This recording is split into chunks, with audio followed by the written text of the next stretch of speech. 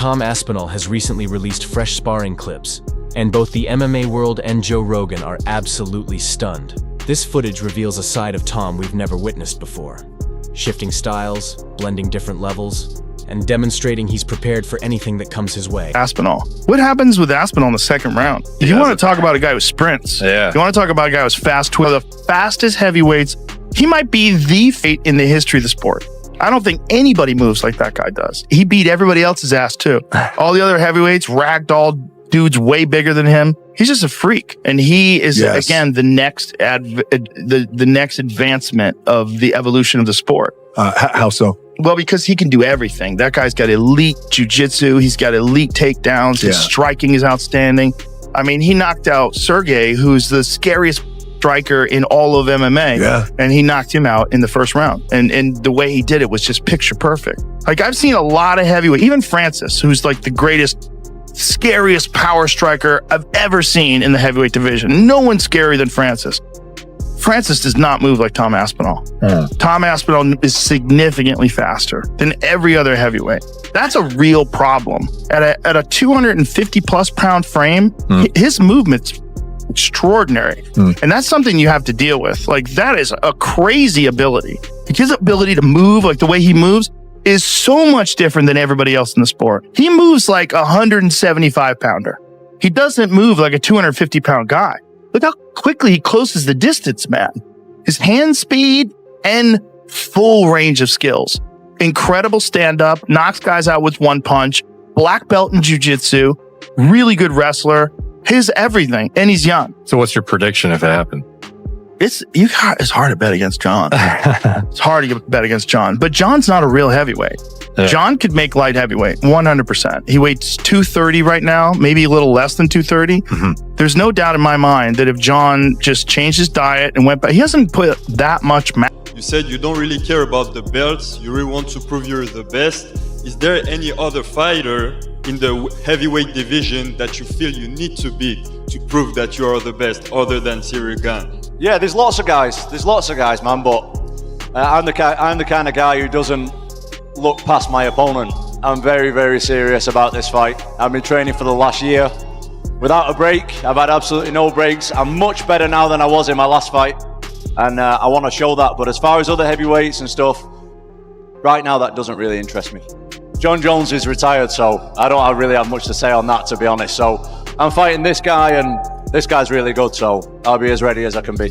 Imagine if Ciryl Gane beats Tom Aspinall. So it was announced that Tom's first title defense as the undisputed champion will be against former interim champ Ciryl Gane. And although me and many others are siding with Tom, we also can't forget that this is the heavyweight division and one shot could change it all. So imagine after everything that happened at heavyweight, Ciryl Gane captures the undisputed belt. But more importantly, how would that affect John Jones' legacy? Because you know that if Ciryl beats Tom, John will use MMA math to show everyone why he never had to fight Tom since he defeated Ciryl so easily. Even if Tom wins but has a tough time in doing it, John will still be at it. Personally, I don't think this changes the fact that John was ducking Tom as he saw him as a dangerous matchup. But what do you think? Fans are saying this footage confirms what many have long suspected. Aspinall is set to dominate Ciryl Gane in their October face-off. What makes this so impressive is that Tom isn't relying solely on his usual explosive style. In these clips, he appears calm, strategic, and incredibly adaptable. He's maintaining distance, moving fluidly in and out, then rapidly switching pace with intense speed and power. This kind of training reflects not just confidence, but thorough preparation. Joe Rogan has mentioned numerous times that Tom Aspinall is a unique heavyweight.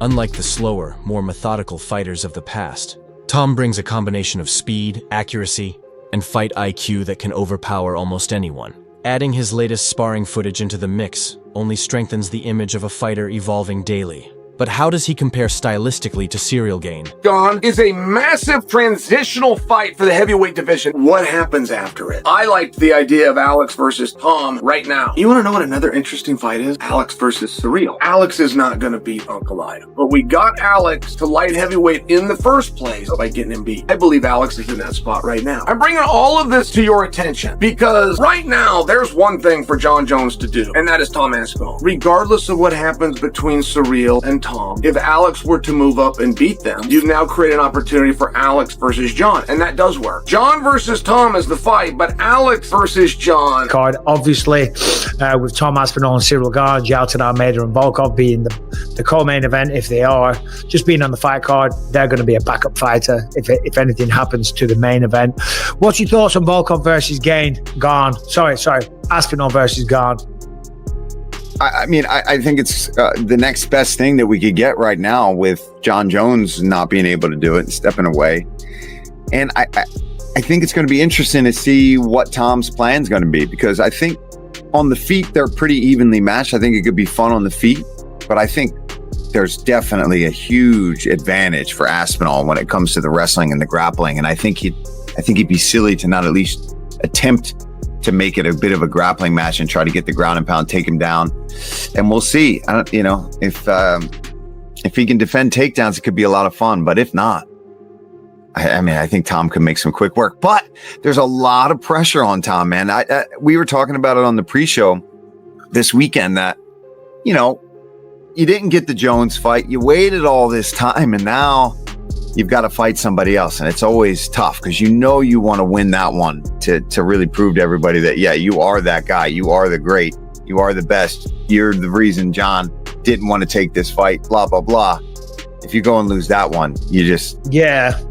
Well, we haven't had guests on for a little bit because I've just been all over the place and very, very busy and all the rest of it. So I'll reach out to Tom and see if we can get him on next week, and we'll start getting some guests on again. Tom isn't the type of guy that talks shit usually, but he did do a video where he was talking a little bit of shit about Ciryl Gane, saying that he wanted to fight Ciryl multiple. Ciryl is known for his movement, strong kickboxing foundation, and his ability to stay elusive inside the cage. He frustrates his opponents by staying light on his feet and landing quick, sharp counters. However, Aspinall's speed and power could completely shut down that approach if Tom closes the distance and implements his wrestling and ground and pound game. Many believe Ciryl will face serious trouble. Fans point to Gane's fight against John Jones as evidence of his vulnerability, especially when facing elite grapplers. So you can understand a little bit of shit talk there in Tom's nice, kind of respectful fashion without, lowering himself and losing his temper and just using facts to talk shit realistically. And he was in Paris, by the way, because I met up with him and his dad. But he fought Ngannou for the belt. Then he fought Jones for the belt. And now he's fighting Tom for the belt. He's certainly getting the opportunities.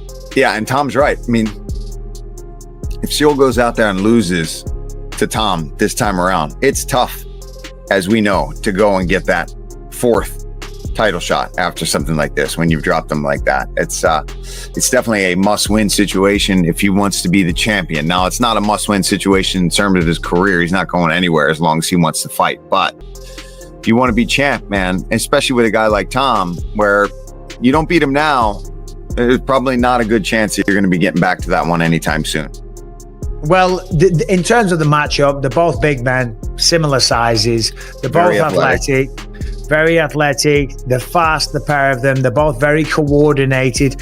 I think if I had to give an advantage to Ciryl, it'd be in the, maybe in the movement. Maybe he's a little slicker on the feet, but he's not as powerful as Tom. And Tom's certainly slick as we know. But the wrestling, the grappling side of things, it's not even a conversation. It's not a conversation. So. Tom should be able to take him down if he chooses to. So if Ciryl Gane isn't training in Dagestan for 2-3 months, years, days, weeks, or Arkansas, brother. Yeah, he's just go down there with brass. Get up there with brass.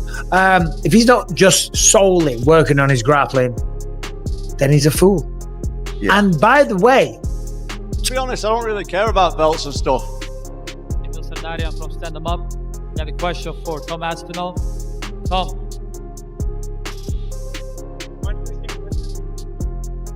Obviously, you've defended your interim title once already. Do you feel like this is your second title defense, or is the interim belt and the actual belt different for you? To be honest, I don't really care about belts and stuff. I just care about my next fight. Cyryl's my next fight. He's the guy I'm focused on. This fight's been simmering for a long time, do you know what I mean? We've been talking about this fight for a long time, so I'm just ready to fight this guy already. And take him out. The easy thing would be to try to take Ciryl to the ground. Is it obviously going to be the game plan, or are you going to try to strike with Ciryl? I think if I hit anybody, I can knock anybody out. And I think that Ciryl is no exception, but obviously there are some weaknesses in his ground game that we've seen. I'm sure he's improved. Tom's skill to seamlessly combine striking and takedowns, the threat he poses is very real. Aspinall isn't just any heavyweight. He possesses the complete arsenal to control every phase of the fight. That's why many fans believe he'll stay undefeated for quite some time. The new sparring footage only adds fuel to that belief. It's clear Tom isn't taking Ciryl lightly. He's ready for anything, whether it's a stand-up battle, a wrestling tussle, or a fight on the ground. This is what champions do, and it's what makes Aspinall such a fearsome figure in the division. Right now, the heavyweight landscape feels like it's his domain. With this level of preparation and versatility, many think Tom Aspinall won't just beat Ciryl Gane, but will also establish himself as the most dominant heavyweight of this generation. The question now is straightforward. Can Ciryl Gane withstand the storm?